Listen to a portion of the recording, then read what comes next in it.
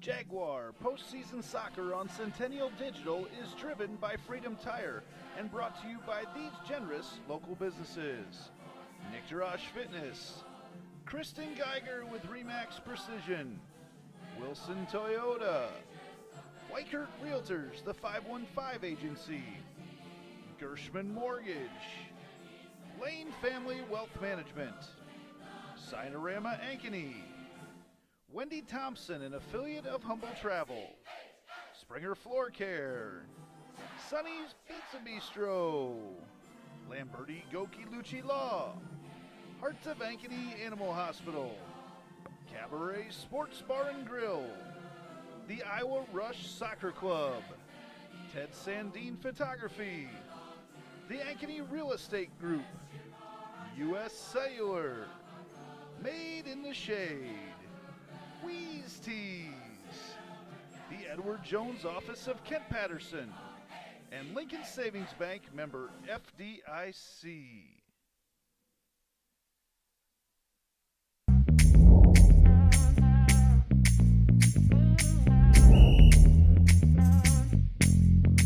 "62, Coach, 62. First down. We're doing this so that the kids can continue to play. Like we used to enjoy playing when I was in high school. I understand how fun it was, and I want that same fun to be had by the kids now. So that's why we need more officials to keep these games going on.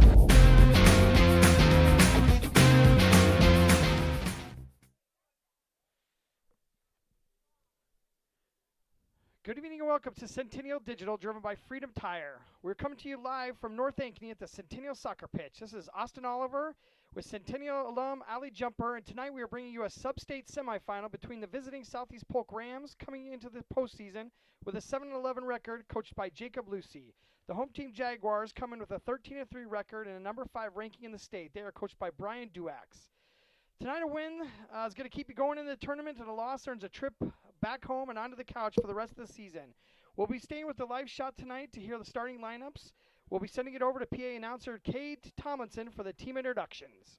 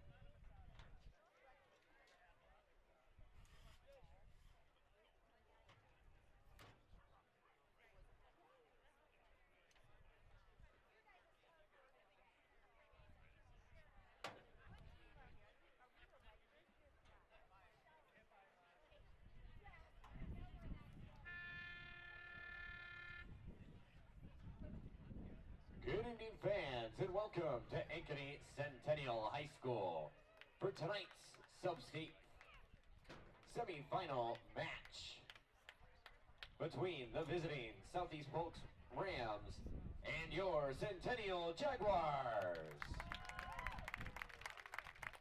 It's time to meet the starting lineups.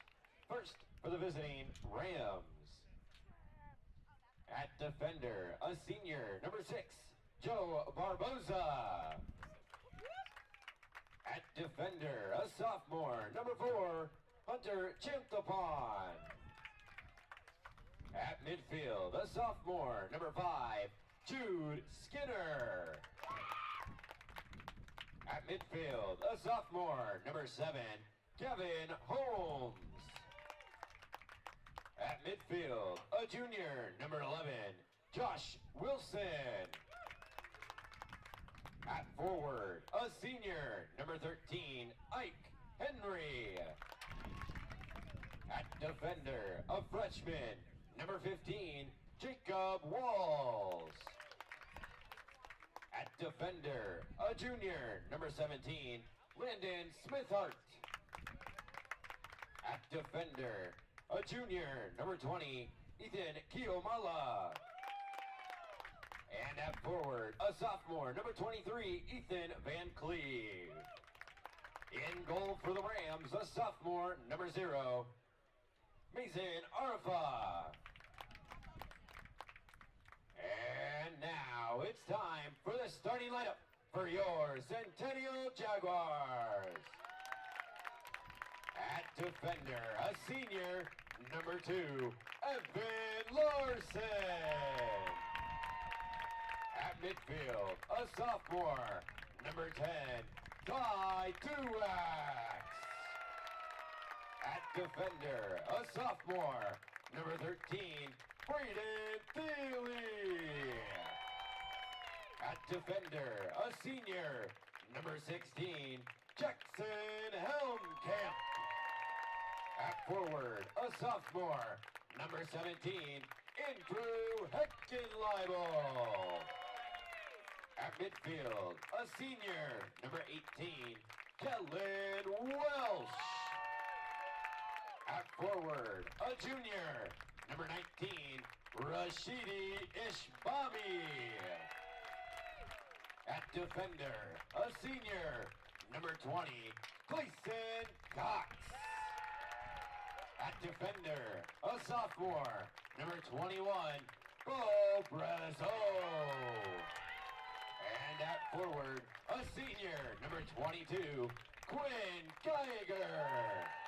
In goal for the Jaguars, a sophomore, the 00, Andrew Nelson. Now, to honor America and those who have served along with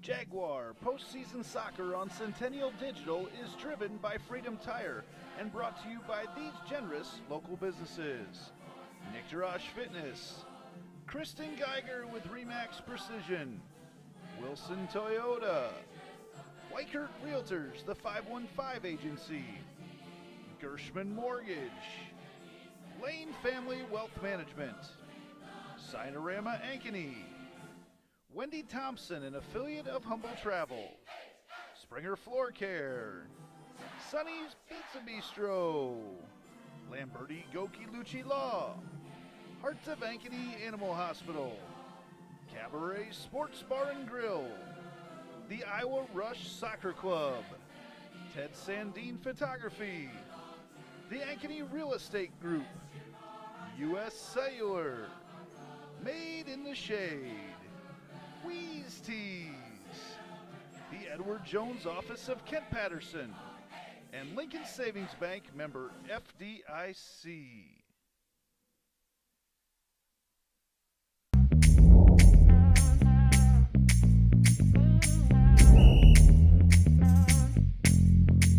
'62, Coach. '62.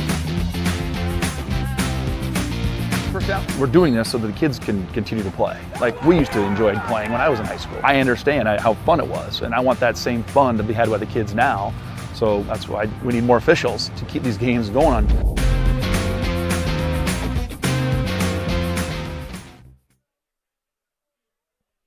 And we're back on here in North Ankeny for the Jaguars sub-states semifinal against the Southeast Polk Rams. The teams taking the field right now will have your Jaguars in black, all black on the right side of the field, moving to the left.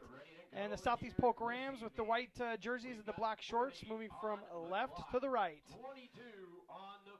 About ready to get things started. I'm here with my co-host tonight, Ali Jumper, an alum of Ankeny Centennial. Ali, you've been through some of these postseason games before. What are kind of your thoughts or emotions going into a game like this?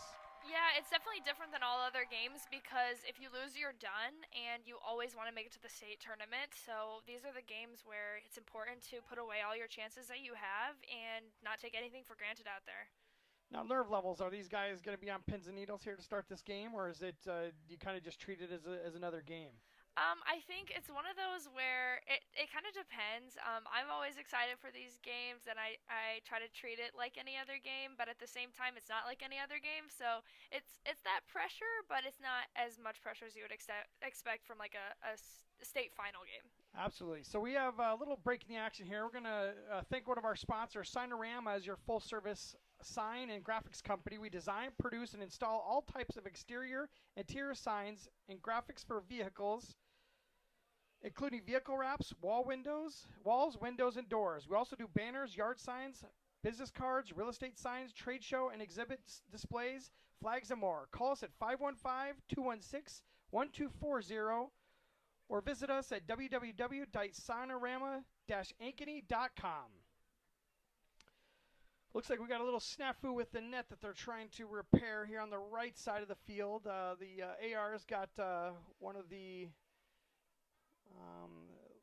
kids out here with a very technical fix. It looks like they're using athletic tape to shore up the top of the goal standard here. Zip ties are always a good fix. Yeah. Little Bronx cheer for the student who went out there to get that fixed up.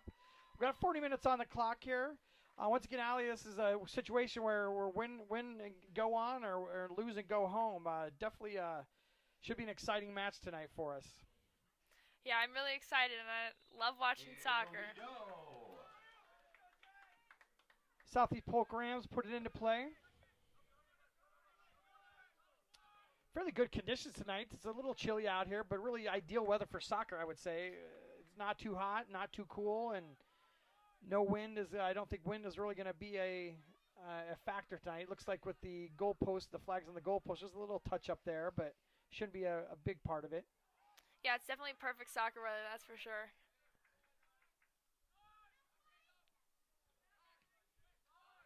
Centennial looking to connect a couple passes and move the ball up the field.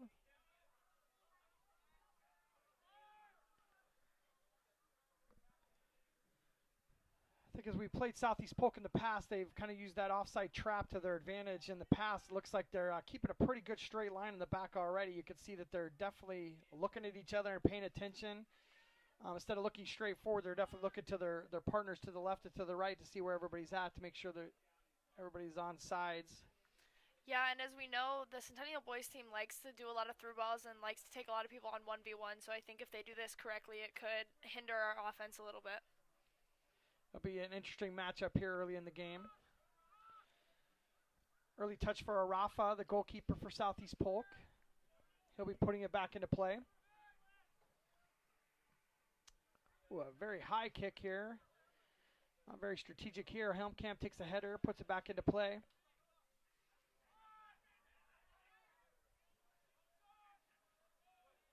Geiger with a nice steal, puts it into Duax.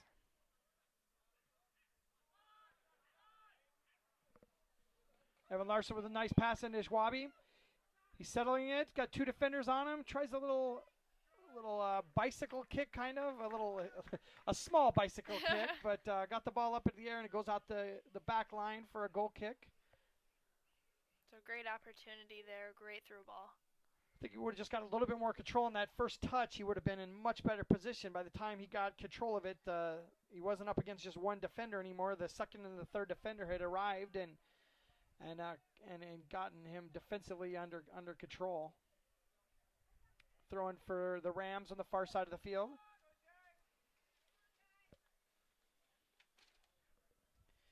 Want to take this time to thank a couple of our extra sponsors for the postseason screenings for the games this week. I'd like to thank your Realtor for Life, Kristen Geiger, one of our new sponsors.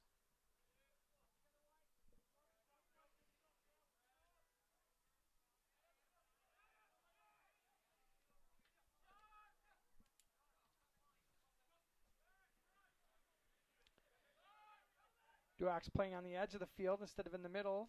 Interesting little change there.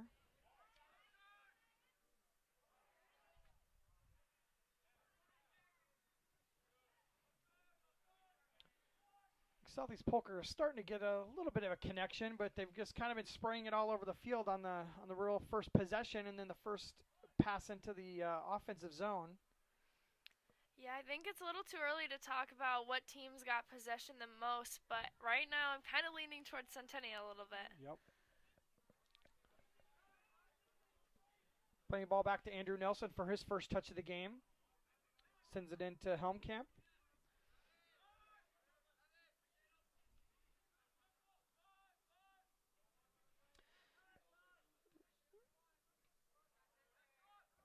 definitely see that Southeast Polk is not pressing on that back line for sure. They're playing 3 across pretty much exclusively there, not putting any pressure on the ball, especially in the middle there. Yeah, and Centennial definitely likes to press. That's something I've noticed watching the last few games. Our boys team loves to press up top, so it'll be interesting to see how these two teams compare against each other. Braden Thiele with his first touch of the game. He's coming back from injury. It's his second or third game back. It's good to see him back on the field.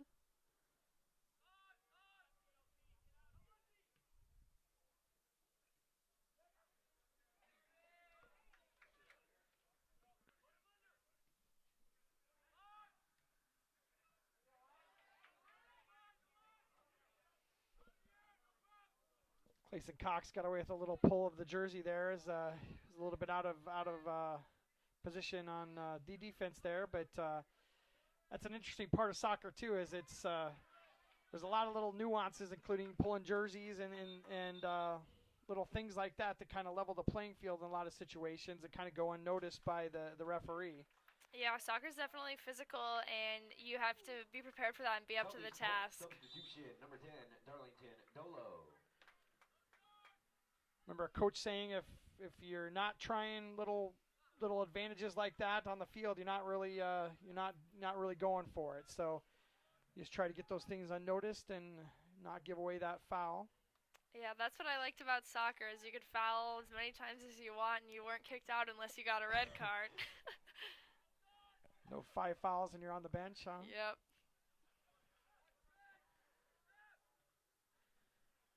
Then we get a short look into Ali Jumper's basketball career. Maybe the reason it ended suddenly and went to soccer exclusively. Yes, I did foul out a lot.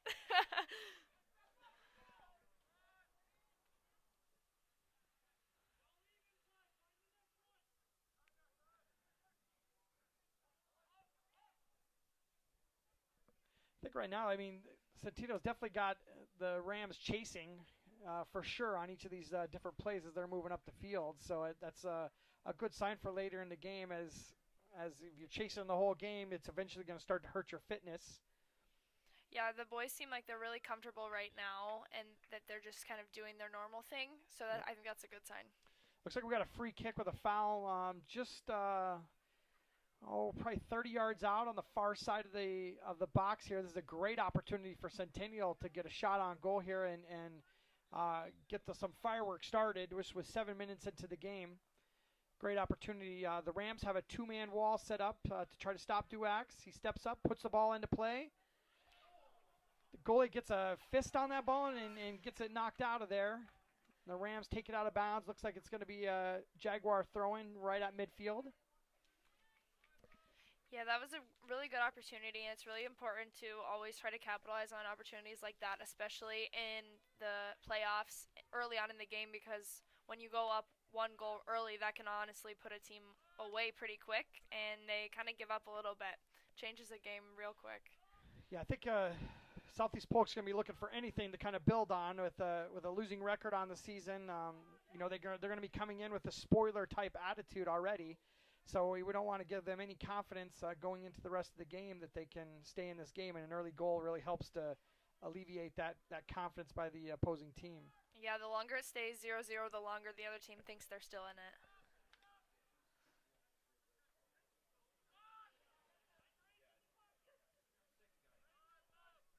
Yeah, we can see this middle forward just is really reluctant to step up and challenge either one of those two center backs at all.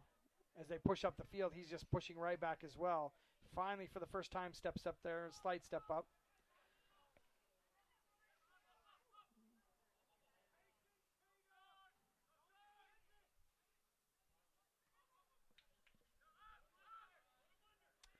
Schwabi's got a nice opportunity here, screaming down the left side.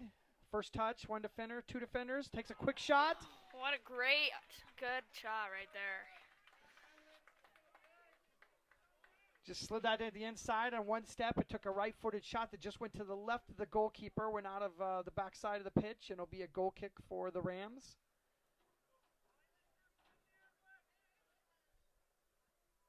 Great early shot from Schwabi.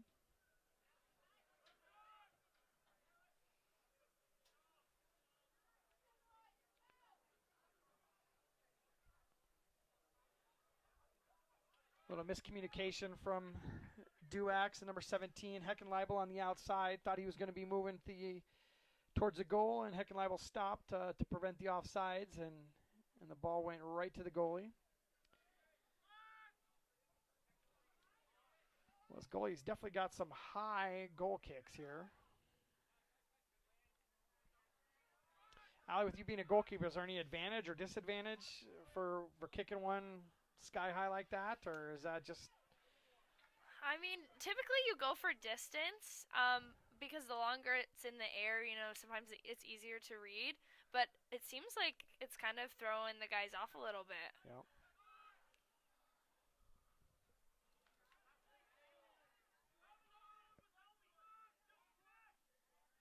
Southeast Polk connecting a few passes here. He's got number 13 running down the right side. He goes down to the ground to save it from going out of bounds. Easily picked up by the Jaguar defenders. That'll be a foul by the Rams. It'll be a free kick for the Jaguars. Number 10 with a foul from Southeast Polk. Darlington Dolo.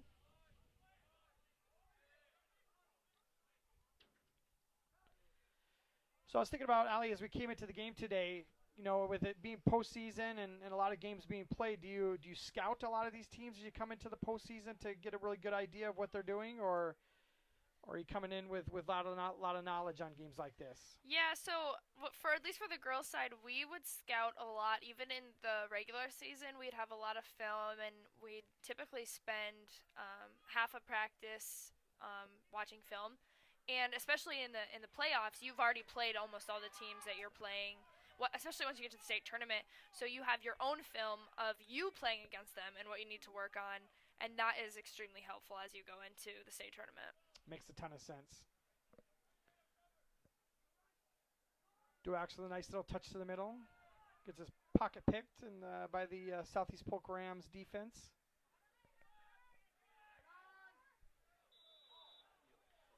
Foul by the Jaguars.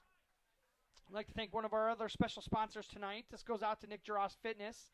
Unlock the potential of every athlete through cutting-edge performance programs, from speed to power to elite level coaching.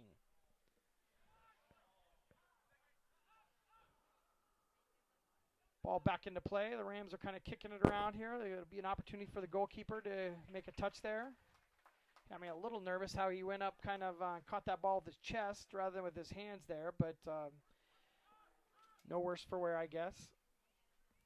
Yeah, that's typical for goalkeepers, especially in high school, because you feel safer having it secured in your chest than you do in your hands, and that's something we've had to focus on in college, just with goalkeepers in general, to come up, because a lot of people will challenge you in the air, and if you don't go up with your hands, they win the ball.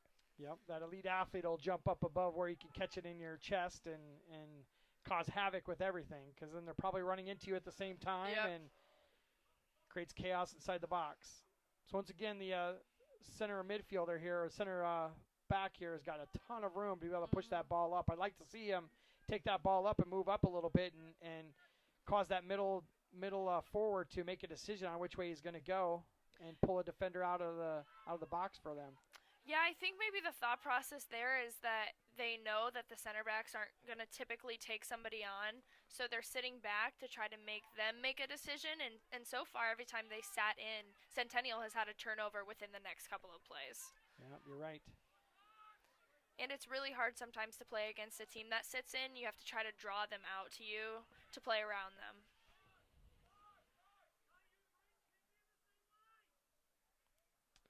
So what kind of different tactics are they going to be thinking about as it looks like Southeast Polk is going to kind of park the bus in the defensive end here? Does that change your game plan, or how do you keep from getting frustrated in a game like this? Yeah, well, when a team just sits in like that, it's really hard to play through them, which is typically Centennial's game plan, is to have through balls and that kind of thing. So sometimes you have to take players 1v1 or play in front of them and shoot from maybe places you wouldn't shoot because there's so much space in front of you. Yep. It'll be interesting to see how this develops. Just 14 minutes into the game so far. It's definitely that time of possessions is definitely going in the Jaguars' favor pretty heavily as we move forward here.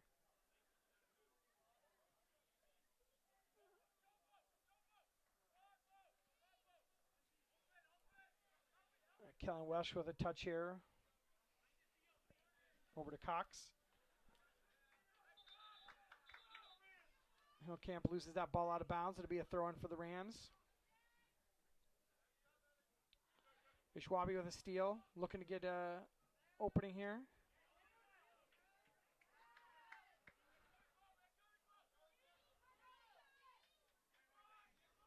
Ooh. Nice little try on the back heel kick there from the number 13 for the Rams. Didn't really go anywhere, but it kind of looked cool, and it would have been cool if it would have gone through for sure. That was Ike Henry with that back heel kick. The Rams defender take the ball out of bounds. It'll be a throw-in for the Jaguars, about halfway into the field here.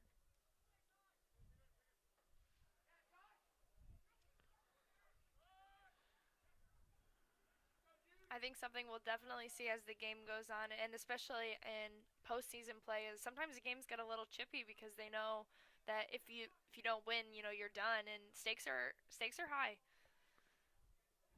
Helmkamp with a nice little couple moves. Send the ball into the far side. Oh, I had an excellent opportunity. Heckenleibel from the far side was just sniffing for a goal and almost got a good touch. Helmkamp did a nice job of settling that down, and I thought he looked for taking a shot, but he was just sending it over for the cross. Me too. I definitely thought he was shooting it, and maybe as the game goes on, I would like to see a shot from there, considering they're kind of, like you said, parking the bus. I think that even gives the goalkeeper a pause on where he's really going to go, because he's gone to the far side. He's going to be thinking that he'll probably do that again, and a shot to the near side can maybe do some damage. Yeah, and oftentimes as a goalkeeper, not really expecting a shot from there in high school, so that will definitely catch him off guard.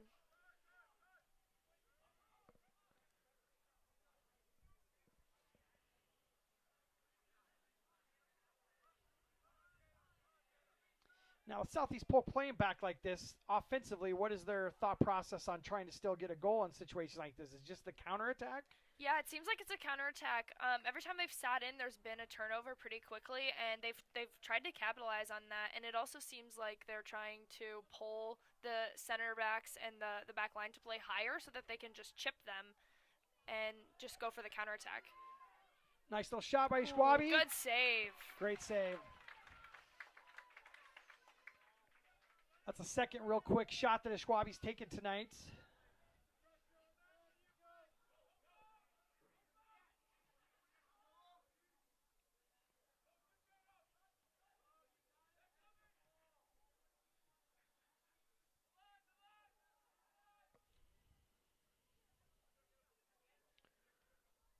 Ooh, nice little ball into number 13. Goalie gets in front of it, does a heel kick, and the goalie's right there to be able to pick that back up. Gosh, Ike Henry just kind of split all three defenders there and just got in a really good position. If it wasn't for a touch from that goalkeeper, that might have been really dangerous. Yeah, and all Southeast Polk has to do is get one goal and then keep sitting in, and then the chances that Centennial scores after that are unlikely. So a great example of that counterattack that we just kind of talked over them. It's just really one pass to an open space, and they try to run underneath of it. Yep. Here it is again. He'll send that long. Got touched by one of the defenders.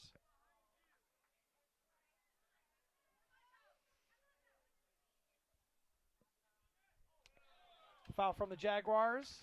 Just some frustration setting in on one of the back line mates. It'll be a free kick about 30 yards out from the goalkeep.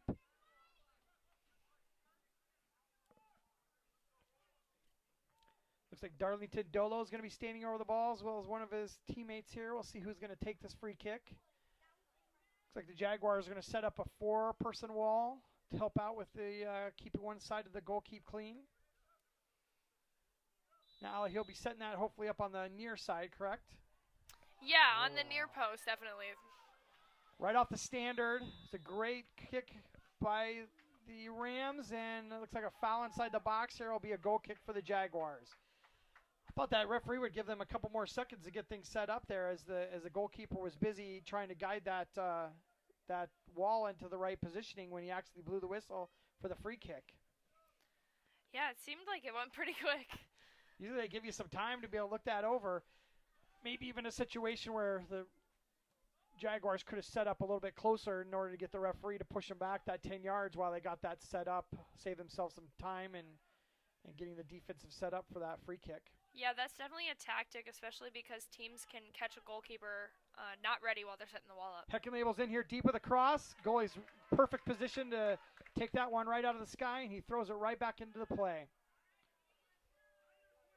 Good little run by Heckenlabel there, and putting it into a dangerous place for sure. Just a goalie in a better position to be able to snatch that one out of the air. Yeah, it seems like Southeast Polk's goalkeeper is ready for the challenge today.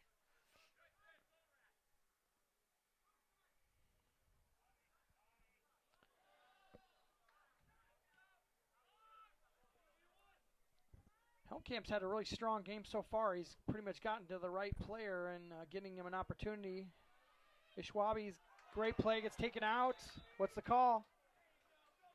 A goal kick on that. That was an iffy call there. I think I could have easily called a foul, and they easily could have called a corner kick on that for sure. Yeah, I definitely thought that one was a corner kick. At the very least, a corner kick. Holy cow. Substitution, number 23, Ethan Van Cleve. Got Van Cleve entering the game for Southeast Polk. Substitutions in today's game are brought to you by Dr. Stacy Munger and the crew at Heart of Ankeny Animal Hospital.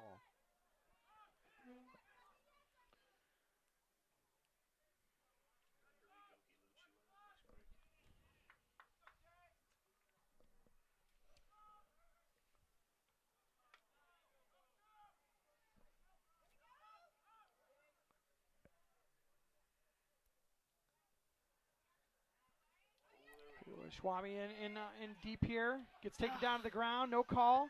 Got two defenders on him. Got the ball from his feet. Seemed like he kind of went down a little easy on that one. I would have liked to see him stay up and keep battling as some of the guys were getting there on the backside. Because you figure two guys on him, it means somebody's probably open. Yep. But it doesn't hurt to try to grab that PK, just like we had a lot of PKs in the Waukee Northwest game, so.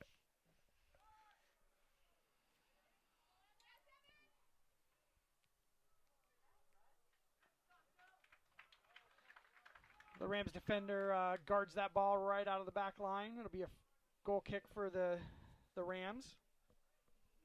Don't forget to stick around after the game to find out who our Lamberti, Goki, and Lucci Law Player of the Game is. Your local attorneys and a team to fit your legal needs. Reach out to us at LGL Law 515-964-8777 or online at ankenylaw.com.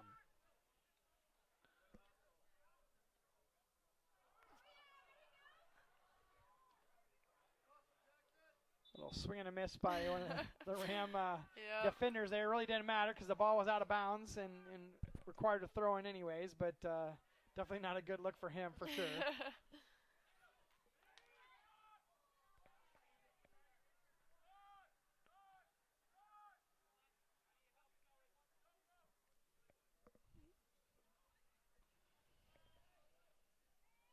Nice ball into Duax. Duax one-on-one. Ishwabi, a goal! 1-0 lead, 17 minutes left to go in the first half. It's Ishwabi with the goal. Absolutely beautiful passing there by Ankeny Centennial. I like what you said earlier, Allie. You get those one-on-ones, and Duax took that one-on-one to the end line and then cut it back on that cross, and Ishwabi was waiting there with nobody in front of him because the goalie was worried about Duax. So great goal, great team goal. Absolutely. This is an opportunity to really break open the game for the Jaguars too. Once you get this momentum going, I think we could get going in the right place here. We got a substitution. Looks like Jesus Gonzalez is into the game for the Jaguars. The substitutions in today's game are brought to you by Dr. Stacy Munger and the crew at Heart of Ankeny Animal Hospital. I think this goal might change Southeast Polk's game plan because originally they were sitting in and just trying to maybe go for the tie and go into overtime or get a goal and sit back, but now they're down and they can't sit in unless they want to lose, which I don't think anybody wants to lose in postseason. We'll definitely keep an eye on those forwards and see if their game plan kind of changes as we get back into the game here. Got a foul from the Rams. Jaguars putting it back into play.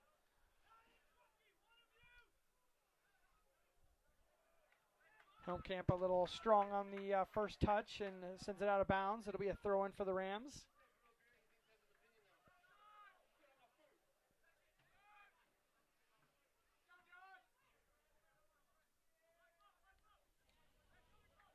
Yeah, they're definitely pressing harder now. Yeah, it's definitely changed almost immediately. Oh, what a nice ball. into Gonzalez. Gonzalez with the one touch. Oh, what a the save. Goalie reaches out and snags the ball off of Oh. Jesus' feet right as he's about ready to score the second goal for the Jaguars, but he is thwarted by the goalie from the Rams.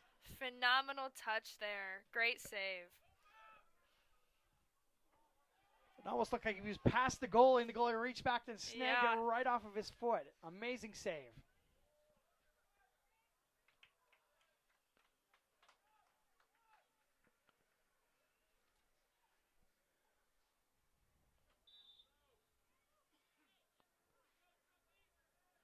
Looks like an illegal throw-in for the Rams. Leads to a throw-in for the Jaguars. We have another substitution coming into the game, number 18. Kellen Welsh into the game. Oh, they're going to make him wait a second, I guess, here, but he'll be coming in the game here shortly. Heckenley with a few moves. Got some open space. Into Gonzalez. Gonzalez takes a shot, and the goalie lays out for another save. Seems like Centennial's got that momentum, but the Southeast Polk goalkeeper is might be having his best game. Foul on Duax will lead to a Rams free kick.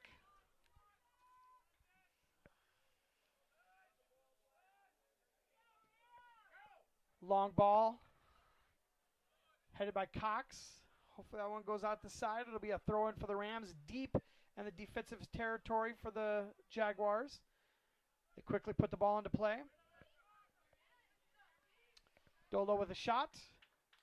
Easily picked up by the Centennial goalkeep. Andrew Nelson with one of his few touches here early in the game. Go long. Does get off a long throw-in over to Helmkamp. Yeah, as a goalkeeper there, when they're standing right in front of the 18, your best decision is to skip them because then you're cutting off 2 to 3 people and keeping them out of the play. Nice couple moves from the Rams midfielder. Nice touches by Dolo.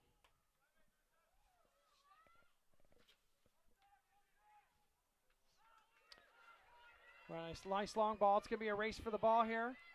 Great effort. Heckenley will try to run that one down and sent out of bounds by the Rams. It'll be a throw-in deep in Ram territory this time. Southeast Polk substitution, number 5, Jude Skinner. Jaguars substitution, number 18, Kellen Welsh. Ishwabi with the throw-in.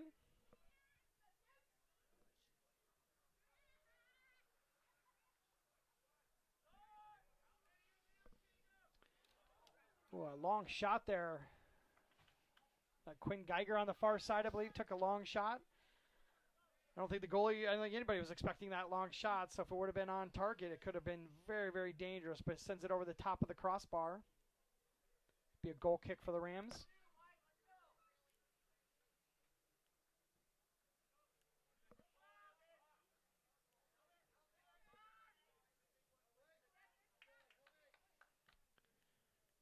Ball in for Gonzalez.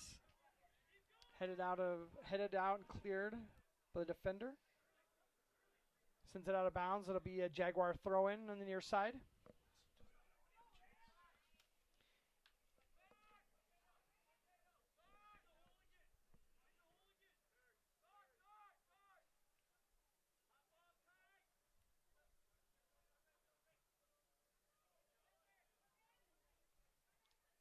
Center back definitely took away some of that space that time and waited to have a commitment from one of those forwards to send that ball in.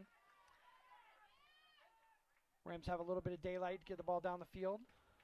Gonzalez back on defense. Good to see one of those forwards back there playing some defense.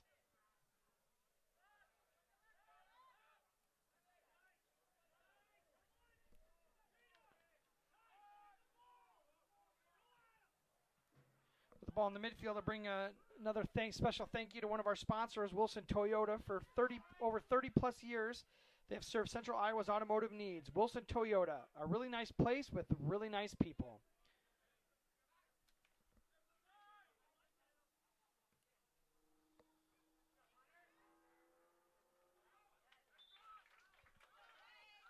quick throw in for the Rams, thrown into some space. Cox in perfect position to take care of that, and it's taken back to the goal keep. Bring it up the near side of the field.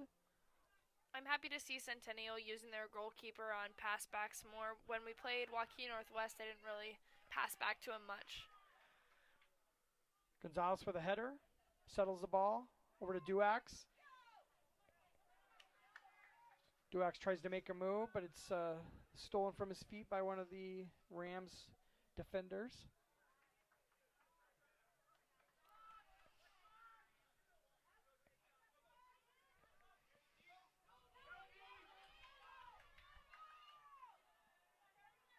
Cox with pretty much a perfect defensive run there. Yeah, I think if there was more pace on the ball, he could have been beat like a little track meet there. But that was great defending to position him outside of the space of the ball.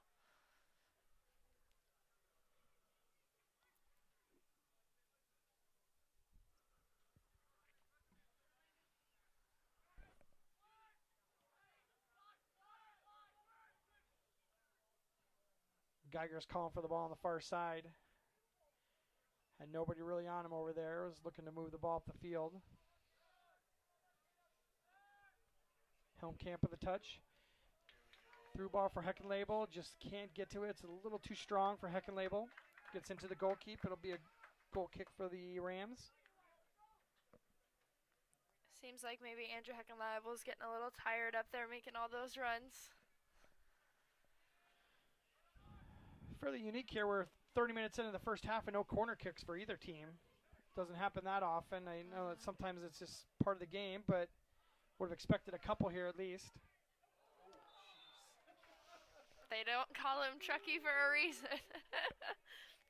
Strong challenge from Heckenlabel leads to a foul. Be a free kick for the Rams.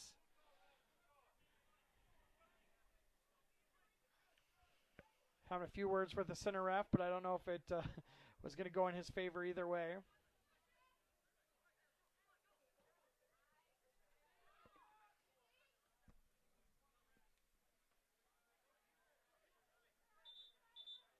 Got a couple substitutions coming in. Substitutions in today's game are brought to you by Dr. Stacy Munger and the crew at Heart of Ankeny Animal Hospital.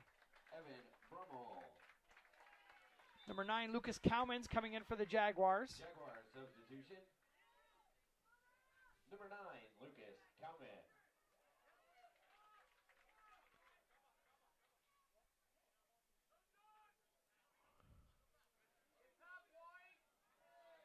Helmkamp and number 22 from the Rams battling on the ball. No call.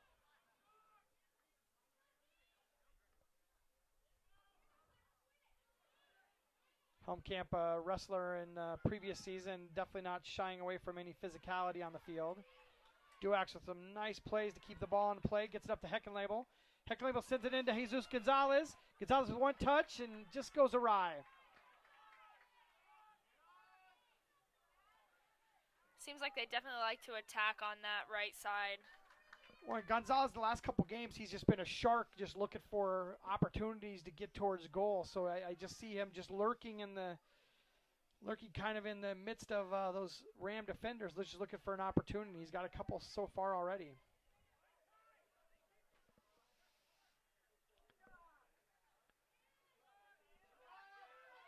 Number 22, Evan Brummel.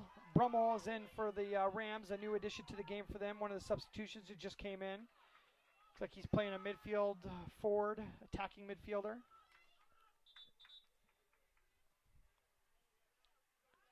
Got another substitution coming in for the game for the Rams. It's Josh Wilson entering the game. Southeast Polk substitution, number 11, Josh Wilson.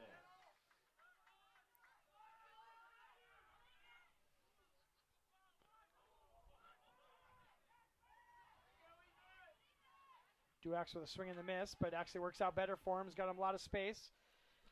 Heckenlabel with an opportunity going down the left side. He's got to get that ball settled and look for an opportunity to get it crossed back over. Well defended by the Rams, and leads to our first corner kick of the game. Corner kick is a good time to remind you about summer camps, tryouts, and fall programs with Iowa Rush. Check out their website at iowarush.com. Looks like we got a couple people going over for the corner kick. It's taken in quickly and short to Schwabe. From Duax, Schwabe's taking it forward. Takes a shot, it's a goal! With 7 minutes left to go in the first half, we have our second goal. I don't know what Schwabe's doing there, but he's scooting around on his bottom there with a goal celebration. It's a great finish there. Holy cow, that happened quickly. Duax Yeah. did take a really quick short take in there. And Schwabe just took his kid one-on-one and beat him a little bit and was able to take the right-footed shot for a goal to the far side. Yeah, I don't think anybody was expecting a shot there, even the goalkeeper, so it just seemed like it just sailed right in and caught everybody off guard, even us up here in the box. 2-0 lead for the Jaguars. Like I said, with 7 minutes left to go here in the first half, just a little bit under 7 minutes left to go.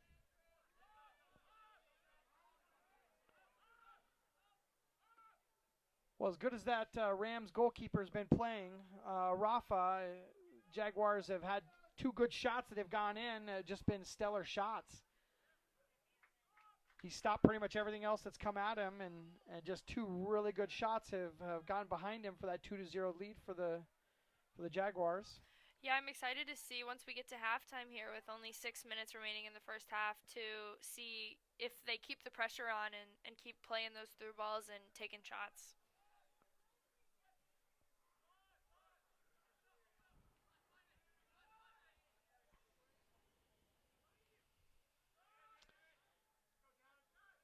Now with a 2-0 lead like this going into halftime, does that change the game plan for the Jaguars? That it's a little bit of a commanding lead, not a dead set lead, but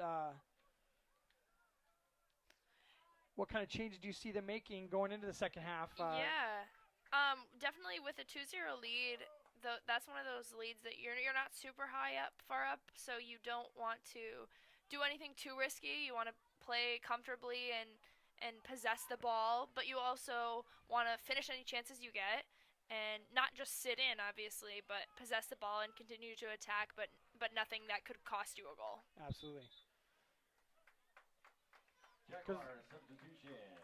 Number 6, Alex Zapata.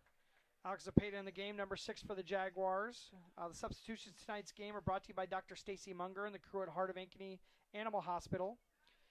And I think that something else to think about is the rapid-fire nature of the games tonight. We'll have tonight's game, and then the sub-state final will be on Wednesday, right? Yeah. Between the winner of the Hoover, Des Moines Hoover, and Waukee, who are playing at Des Moines Hoover as we speak right now. Well, hopefully they maybe get a score for that at halftime. But with that rapid-fire nature, does that play it has any effect in your game plan? Do you try to get some of your starters to get some rest towards the end? Yeah, you definitely want to rest up. That day in between is typically where you do your film session and definitely just focus on resting and recovery. It's a real gauntlet this time of the year. I mean, the physicality, like you said earlier, the physicality of play goes up, chippiness goes up, but then having game with a day of rest, another game is definitely something that is going to try all these teams to their best here. Yes, and definitely once you get to the state tournament, in past years it was just 3 days in a row if you kept advancing, and now I believe there's a day in between the semifinal and the final, but that's still, back-to-back games. That's definitely exhausting and takes a toll on anyone. Hecken label with some nice touches in the middle, gains some space. Wouldn't be surprised to take a shot here. Sends it in to Great Gonzalez. ball. Gonzalez with a shot. Woo! Score! 3-0 lead for the Jaguars with 3:45 left in the first half. Jesus Gonzalez with the score from a feed from Heckenlabel. He timed that absolutely perfectly, just enough to get in behind the defender, but not enough to be offsides. It was really close. I was watching that AR on the far side to make sure that flag didn't go up, but Gonzalez was in the right place at the right time, was able to put that one away. That's a clincher, I think. I mean, that's not a clincher for the game, but that's a heartbreaker for the Rams going so close to halftime here and giving up another goal to that 3-0 lead. Yeah, it'll definitely be hard to keep spirits high as they go into halftime.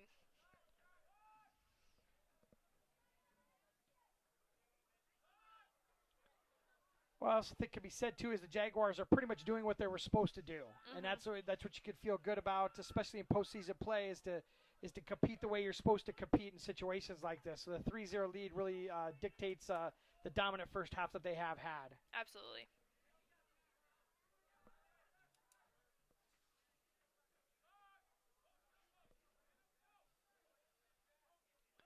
Jaguars really not satisfied with the 3 goals here. They're definitely deep into Ram territory again.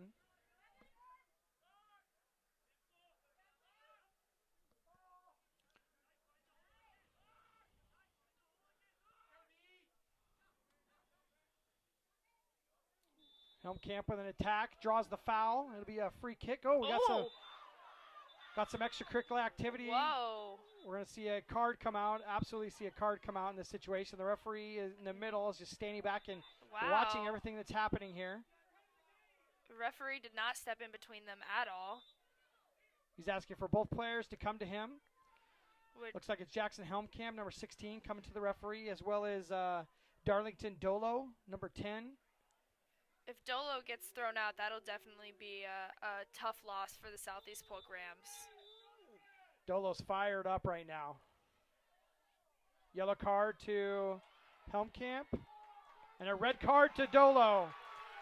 The crowd seems to be a little, and especially the coaching staff seems to be a little frustrated by that one, but Dolo kicked him first, so I'm not surprised at all by that red card. Center ref looks like he's indicating that there was a punch thrown, and that's the reason for the ejection.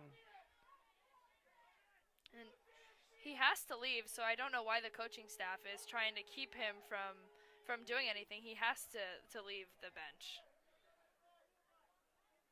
Trying to get things under control. So just a recap of what just happened. We had a little altercation between Darlington Dolo and Jackson Helmkamp, and just led to a little bit of a shoving match. And Jackson Helmkamp's received a yellow card, so he'll have to come to the bench for a few minutes here before he can go back into the game. And then Dolo was ejected from the game. I gotta say, I don't know if I think that yellow card was deserved by Helmkamp there. It didn't seem like he did anything back, but I also am not down there with the players. I did see a shove from Helmkamp, so I did see that. So I saw that happen. But the Southeast Polk coach is asking for some explanation of what's happening right now. And now Southeast Polk has to play down a player, so they'll be playing with 10, whereas Centennial will be playing with 11. I believe. Yep. So the center ref is calling for the ball to be put back into play. And Dolo still trying to be controlled by his team here. I think they're afraid of something going to be happening here. But Duax is putting the ball back into play on a set piece. Plays that ball long into the box. Comes right back to Duax. Duax settles. Nice play from this Rams defender.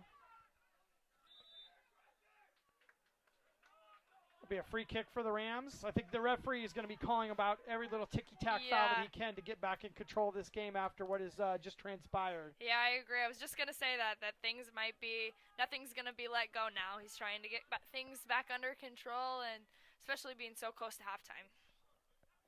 Yeah, just 40 seconds left to go here before the halftime whistle blows.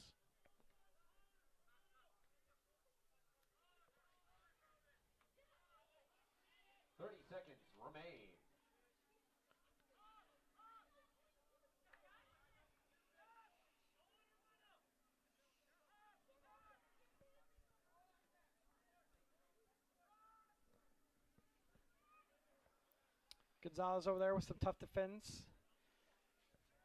10, 9.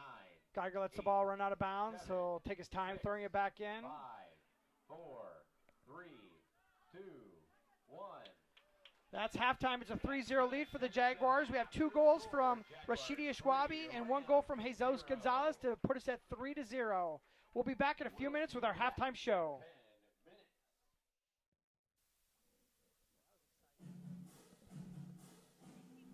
Jaguar postseason soccer on Centennial Digital is driven by Freedom Tire and brought to you by these generous local businesses: Nick Jarash Fitness, Kristen Geiger with Remax Precision, Wilson Toyota, Weichert Realtors, the 515 Agency, Gershman Mortgage, Lane Family Wealth Management, Sinorama Ankeny, Wendy Thompson, an affiliate of Humble Travel, Springer Floor Care, Sonny's Pizza Bistro, Lamberti Goki Lucci Law, Hearts of Ankeny Animal Hospital, Cabaret Sports Bar and Grill, the Iowa Rush Soccer Club, Ted Sandine Photography, the Ankeny Real Estate Group, U.S. Cellular, Made in the Shade, Wheeze Tees,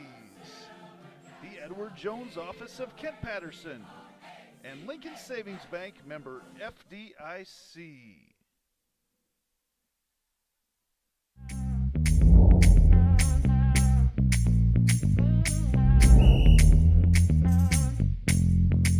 .62, Coach. 62. First down. We're doing this so that the kids can continue to play. Like we used to enjoy playing when I was in high school. I understand how fun it was, and I want that same fun to be had by the kids now. So that's why we need more officials to keep these games going on.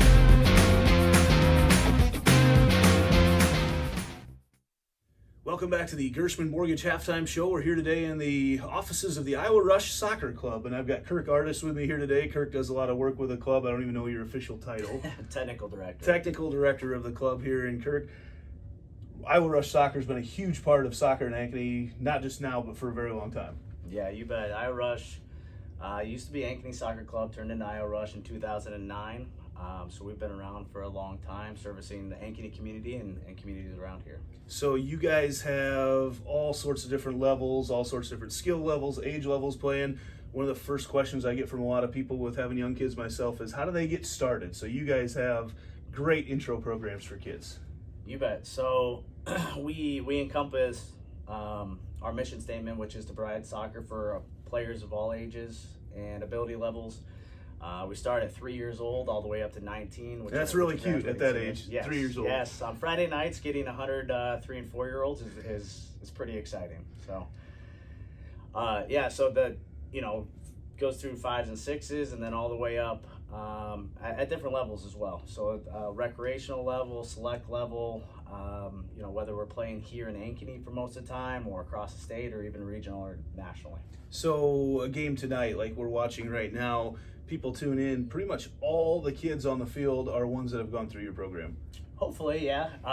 There's some that the coaches at the high school do a very good job of developing them and getting them into their programs.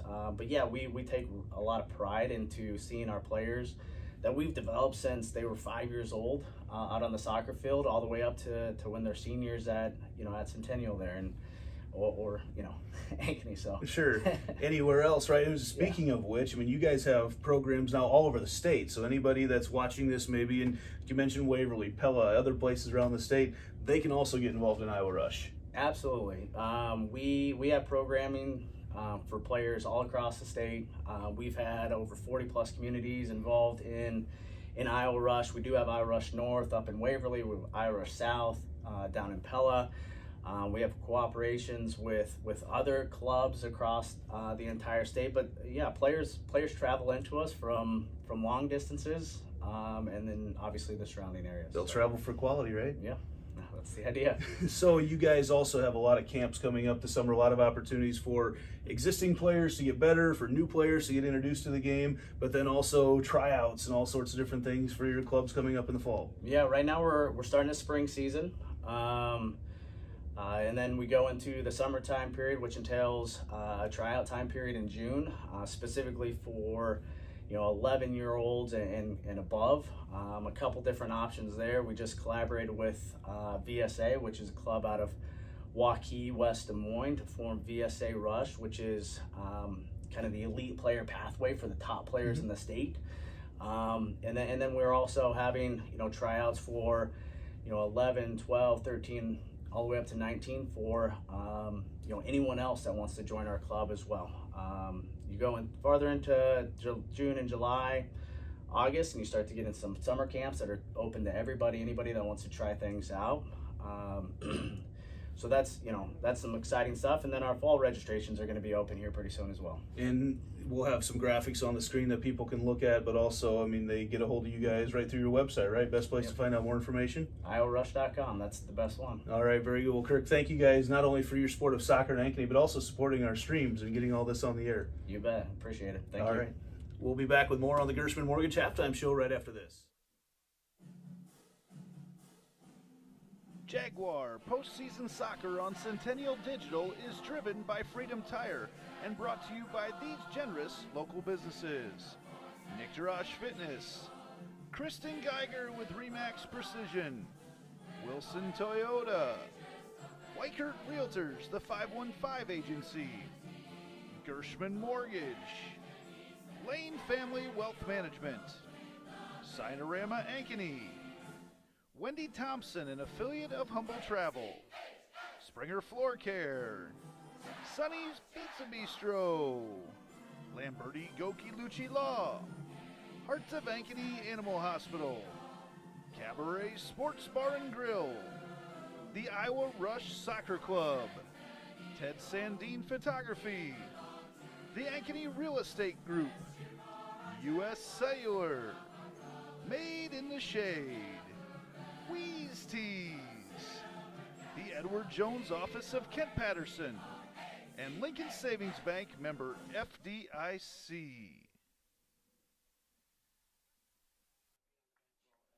Welcome back to the Gershman Mortgage Halftime Show. Gershman Mortgage, the Midwest premier mortgage lender, is proud to support all Ankeny sports. Whether you're looking to purchase a new home, vacation home, upgrade or remodel an existing home, or refinance your current mortgage, Gershman Mortgage is here to help. With over 65 years in the mortgage industry, we have security, experience, and unmatched service.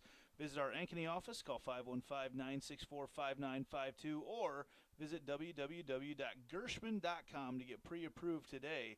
Gershman Mortgage, NMLS number 138063. Welcome to the U.S. Cellular Studios at halftime, where Centennial in this sub-state semifinal for sub-state number 7 leads Southeast Polk 3-0 here as we get ready to start the second half. We'll take a look at our halftime stats, brought to you by Lane Family Wealth Management. Stats can show which team is on the path to victory.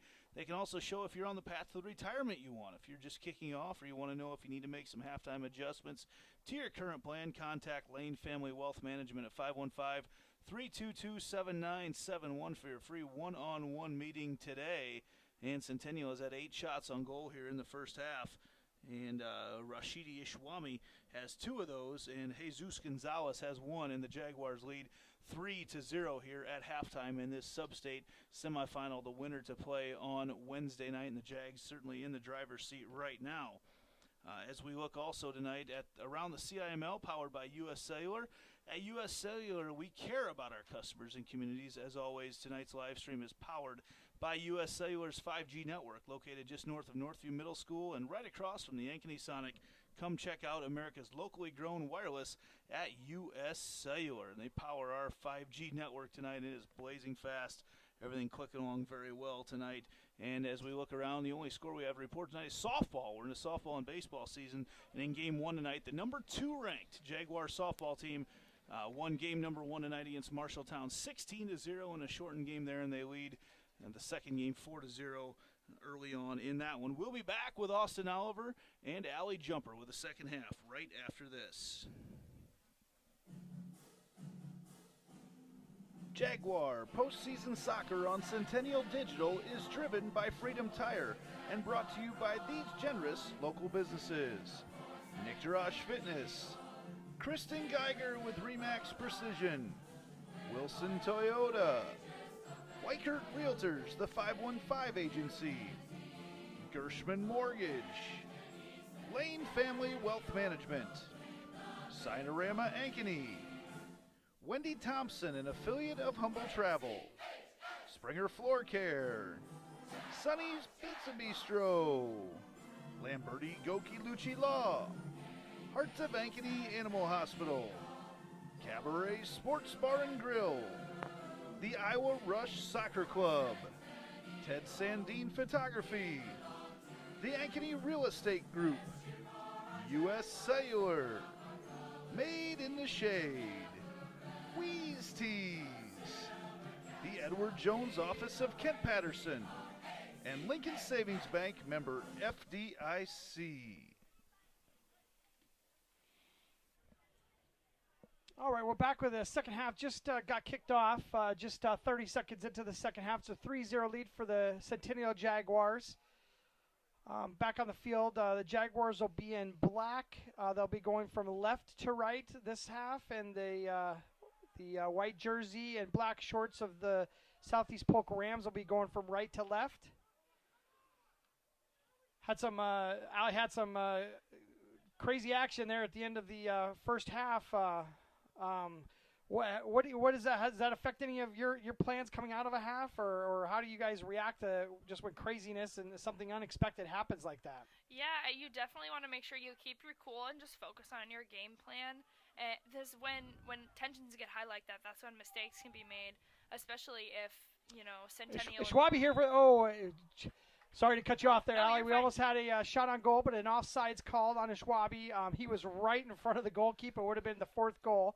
But go ahead and finish up with your thoughts there. Yeah, you just want to, like I was saying, you just want to keep your cool, because when things get high, tensions get high like that, it's really easy to make mistakes. And if you get kicked out of the game, you're out for the next game if you advance, and you don't want to have that happen.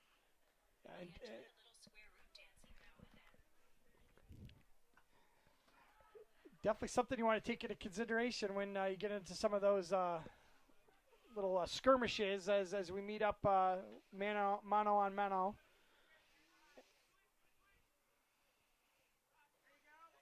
Now there were some questions on the with that red card at the end of the first half. The gentleman from Southeast Polk that received the red card, in years past you would have to go ahead and leave the bench and head to the locker room, but there is a new rule change this year where they allow you to be back on the field just so you can be supervised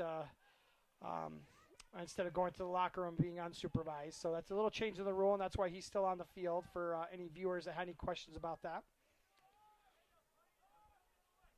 Looks like the Jaguars are picking up right where they left off in the first half with a lot of ball control. Yeah, and that's smart by Centennial, especially since it doesn't really seem like Southeast Polk is pressing again. They're up 3 goals. You'd think you'd want to press there, but Centennial just got to keep possession. Schwabe with a nice little one-on-one, gets some open space, is onto his third defender, tries to sneak it in there to number 13. That's Brandon Thiele, was in the box there trying to receive the pass from Schwabe. But it was defended well and sent out. It'll be a throw-in for the Jaguars on the far side of the field.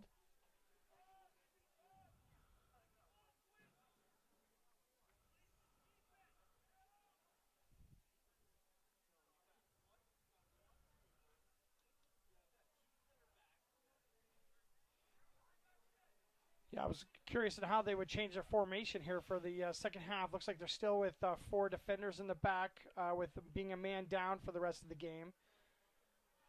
Yeah, you would think that they would want to maybe go into more of a attacking shape, but...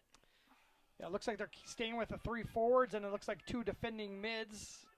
Maybe, I don't know if they're going to... Look like they're playing them straight across in the midfield there, but like more defensive-oriented.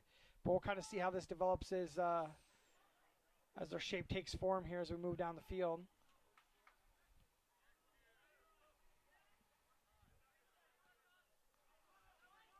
And are going down to 10 players on the field, or nine actual players on the field with that goalie. Is that something you guys practice a fair amount, so you're ready for situations like this, and what changes when something like this does happen? We actually don't practice that at all. I guess the goal is to not ever have that happen. But typically you just go into a defensive formation and just try to kind of hunker down and try to play your best. But it's kind of interesting. I've never seen a team go down this early on in a game. Yeah, they're going to be playing a full 40 minutes with one less man. Heckelane with the touch here, tries to scoop it over to the far side.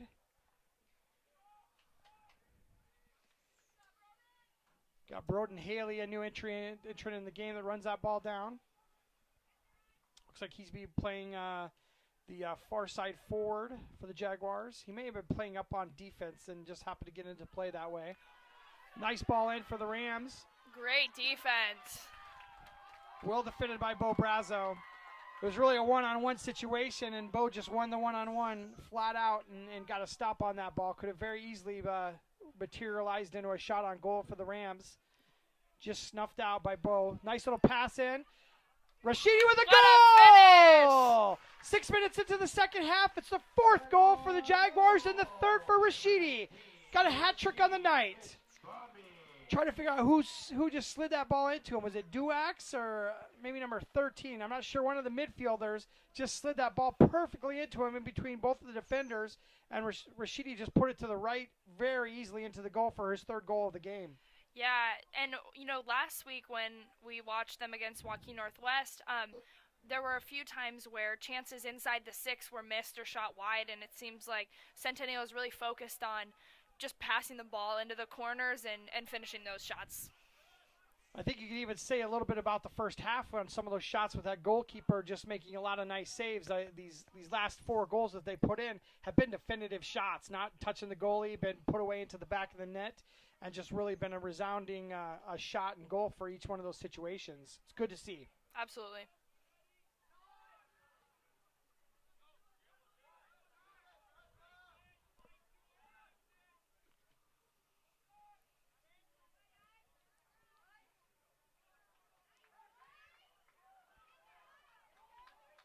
Nice little exchange for the Rams there. Got a few opportunities inside the box.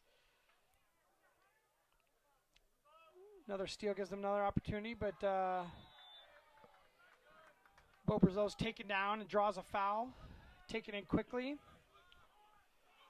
Ishwabi moving it up the field. Nice move to beat his defender. He's wide open. He's going to be looking to get that ball into the center. Chip to the far side, just a little bit too strong. Heckenlabel's going to run that one down.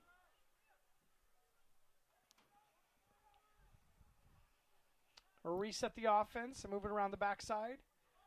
Now's the time you want to make sure you don't get too comfortable and don't, pull back a little bit, because you're up a few goals, but you also don't want to be playing slow and sloppy. Got a foul called on the Rams. Ishwabi had a nice nutmeg through the Ram defender, and as he went by, the Ram defender grabbed him and pulled him and prevented him from moving forward, causing the foul for a free kick. Schwabi took that a little bit too early as the ball was still moving. He'll redo that free kick, much to the annoyance of the center ref. He's giving Rashidi a little evil eye over here, wondering why he took the free kick with it still moving. Gives him the motion to make sure it's set. Duax with a nice little move to the middle. Chips back over to Rashidi. Rams defender touches it. It goes off the edge of his boot and leads to a corner kick for the Jaguars. This corner kick is a good time to remind you of summer camps, tryouts, and fall programs with Iowa Rush. Check out their website at iowarush.com. Great save! Holy cow! Another goal for Larson. I didn't even get a chance to get my advertisement in, and Rashidi and Duax took that cook in on short to that near side. And got it out in front of the goal, and it kind of dribbled off the goalkeeper's hands, and Evan Larson was just standing in the right place at the right time and buried it to the back of the net. Seems like the Southeast Polk's got another goalkeeper warming up here. Could see Blaze Payton going into the game here shortly. You definitely don't want to fault Southeast Polk's goalkeeper here. He's had a great game. Centennial's just been having a better one. He was their MVP for the first half of the first half, and really saved it. It could be much more ugly right now than it really is. With Arafa and goal and making quite a few saves here in the first 20 minutes of the match.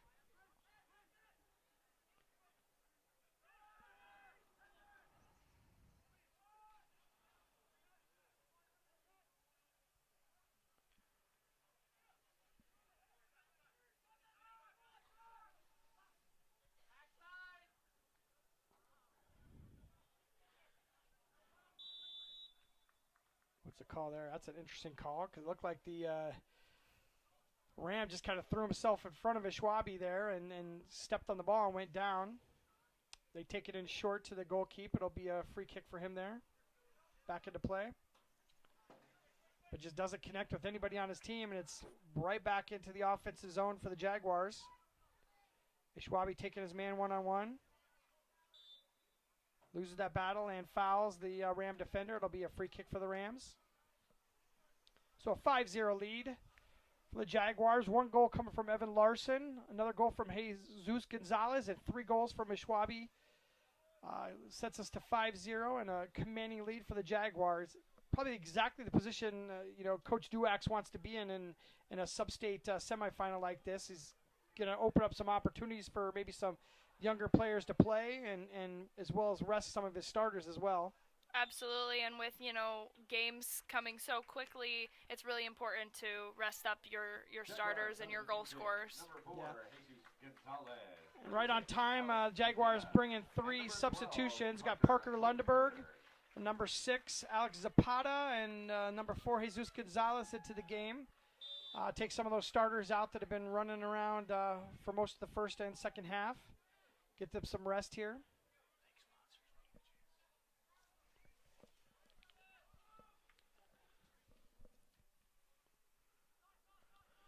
With Quinn Geiger taking a header there, I want to thank one of our sponsors, Your Realtor for Life, Kristen Geiger. Has been one of the 3 extra sponsors that we picked up for the postseason. They've allowed us to bring all the games this week to you. Appreciate their support.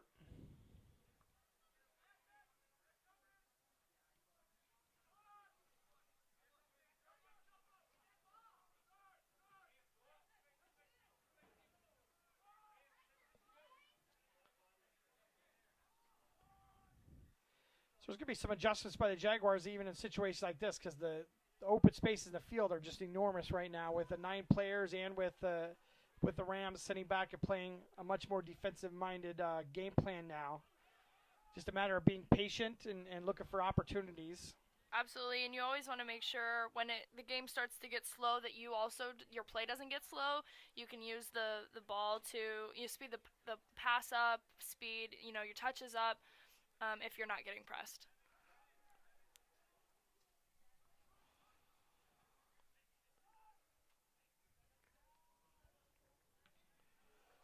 Ooh, oh my gosh. My gosh. We got an own goal. Yep. I believe it's an own goal.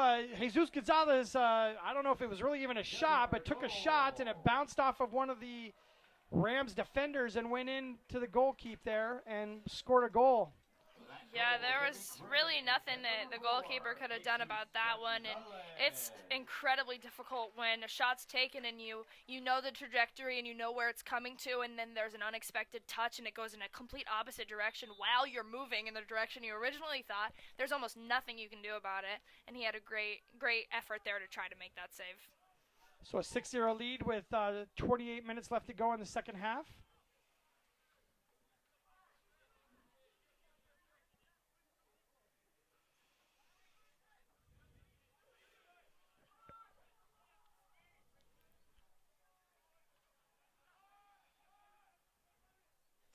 Well, I can't believe that Coach Duax, if he were to go to bed last night and have a dream about how well this game could go, I think this would probably be about right where his dream game would be, having a 6-0 lead with ample time left to go in the second half, get some of those youngsters some experience in a state, sub-state game situation, and an opportunity to rest a lot of his starters. So.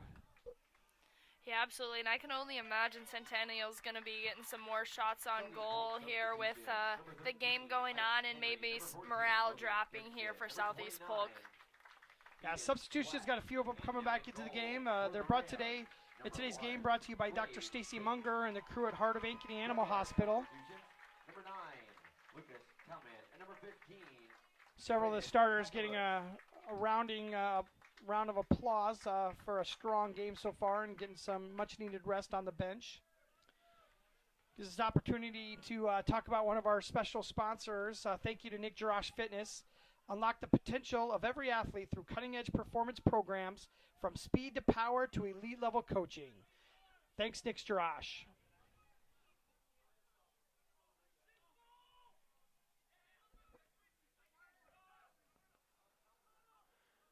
Trying to see some of the substitutions came in. Looks like Lucas Kalman's come in. He's number 9 on the ball right now, sporting that soft cast, ready to thump one of the defenders if he gets an opportunity.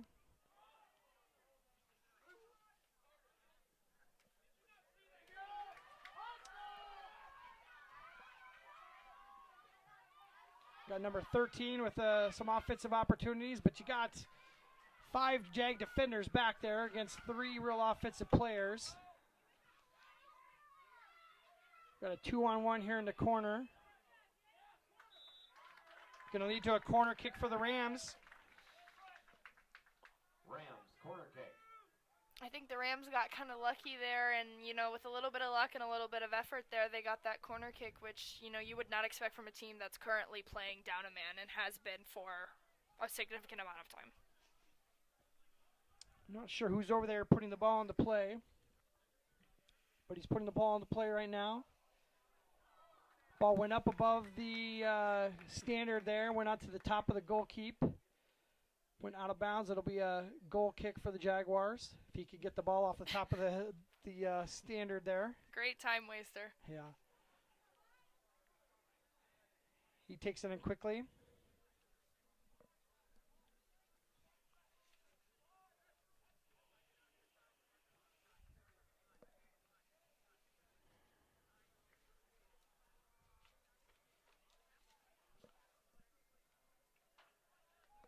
Parker Lundberg, I think, is one of the other substitutions just came into the game.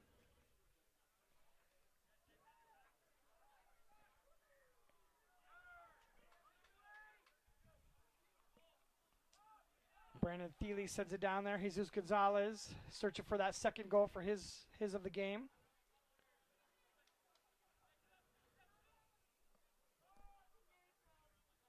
Oh yeah, Gonzalez did get credited for that last goal, so he does have 2 for the game. Nice little slide pass in for him. Thiele just steps up and launches that one. Goes a little bit to the left and a little bit high. I did like the one-touch idea there. It often catches goalkeepers unaware when you're expecting them to take an extra touch and they don't.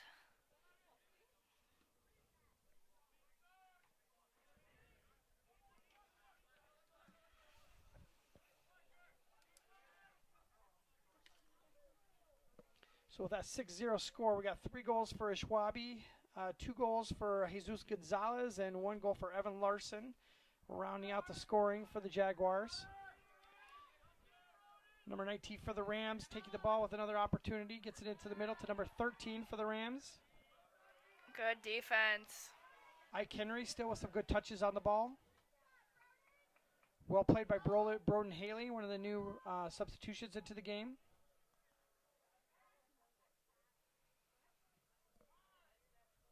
Takes it back to Andrew Nelson. Kicks it out of danger. Southeast Polk has had a few opportunities here in the last few minutes to get the ball into the offensive zone for themselves. Yeah, and you definitely would not expect it, so I'm impressed with their effort here to try to get some opportunities, being down a player as well as being down 6 goals. Some great individual efforts on their part. Some kids with some good technique on the ball are able to really play into some 1-1s. 13, Ike Henry's had a great game up there in the forward spot. He's just been really probing all game long. He loves those back heel kicks and almost got himself into another opportunity there. Andrew Nelson had to take that ball out of bounds to take it out of danger to be a throw-in for the Rams on the far side of the field.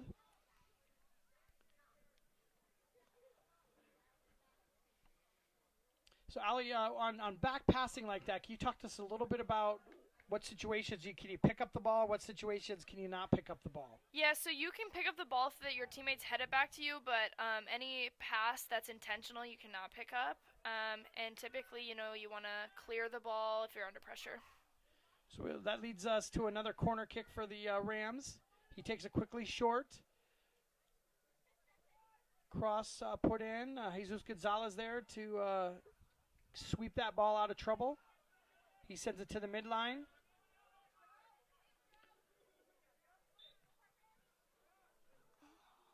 Call a foul? Who did he call the foul on? He called a foul on the Jaguars? He must have, because otherwise it would have been a play-on situation, and they would have been playing advantage for the Jaguars. Interesting call. I don't know what the call was there, but...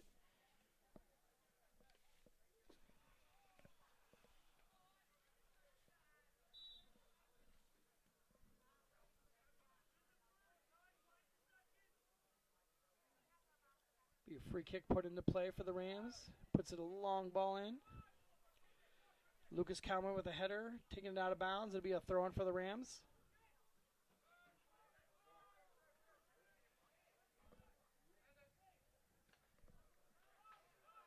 Jacob Walls for the Rams with a couple touches. Duax is looking to send a ball into space and gets it to almost get all the way through to Heckenlabel. Parker Lundberg there as well. I think Heckenlabel might be on the bench now. That was Lundberg. Defender takes that ball out of bounds. It'll be a throw-in for the Jaguars. Got a substitution. We switch it up the goalkeeper for the Jaguars.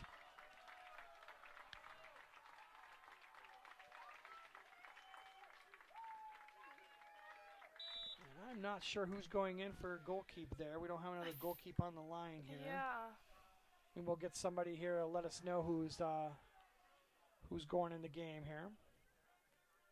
Nelson had a strong game in goalkeep, though. Didn't have a lot of opportunities to save a lot of balls, but everything that came his way, he played perfectly. I want to say it's Brooks Wee, but I did not know he was a goalkeeper, so... I think he played goalkeeper on senior night as well, okay. So I think that may be exactly who it is. Long distance shot from Kalman goes a little bit high to the left. Substitutions tonight in today's game are brought to you by Dr. Stacy Munger and the crew at Heart of Ankeny Animal Hospital. With a goal kick coming here for the Rams, we'd like to take this opportunity to acknowledge one of our special sponsors again, Wilson Toyota. For over 30 years, they've been serving Central Iowa's automotive needs. Wilson Toyota, a really nice place with really nice people.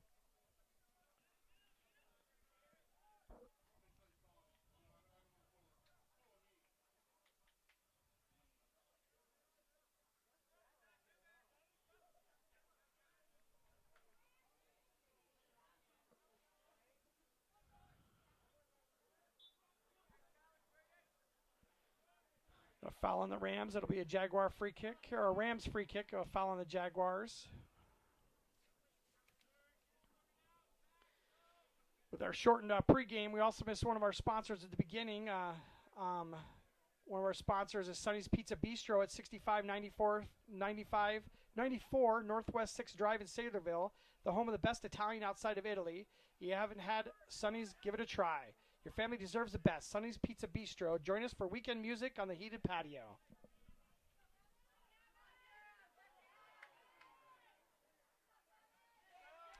Well, you would think after what had happened in the at the end of the first half, the referee would call the foul on that.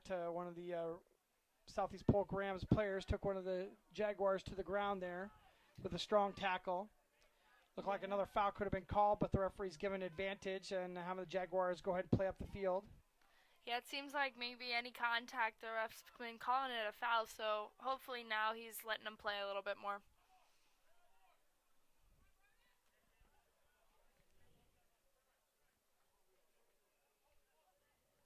Nice little slide into Jesus Gonzalez. Tries to get to corral the ball. He does get a touch on it and knocks it off one of the Ram defenders. It'll be a corner kick for the Jaguars. Looks like Gonzalez and Duax are getting over there to take the ball short. Gonzalez takes it to Duax. Duax beats that first defender, sends the ball in. Evan Larson with a header, a one-touch. Great effort there. Goes right over the top of the goalkeep.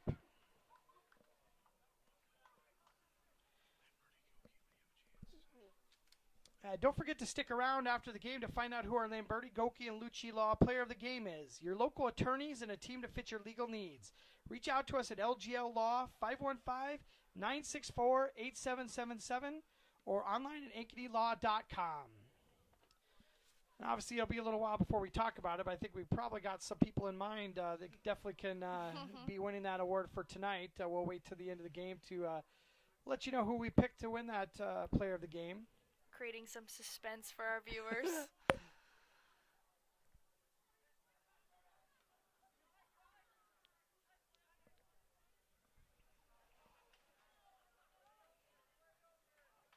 Well, the Rams have been close to getting a couple things to happen here with just 10 players on the field and playing at a pretty high disadvantage with a 6-0, deficit on their play too. They've had a couple opportunities where they've pieced together a couple offensive tries here and try to make a go at it. Yeah, they seem to definitely be capitalizing on transitions and counterattacks, and every once in a while they're getting through the back line. And no giving up too, which is as a coach is, even with this deficit, is something that you like to see. They're still playing hard and trying to get opportunities to get onto the scoreboard. Oh, Gonzalez with a nice ball. Is going to be a little bit too strong. It's going to get back to the goalkeeper for the Rams. That is a new goalkeeper in there. That's Blaze Payton, a senior goalkeeper for the Rams.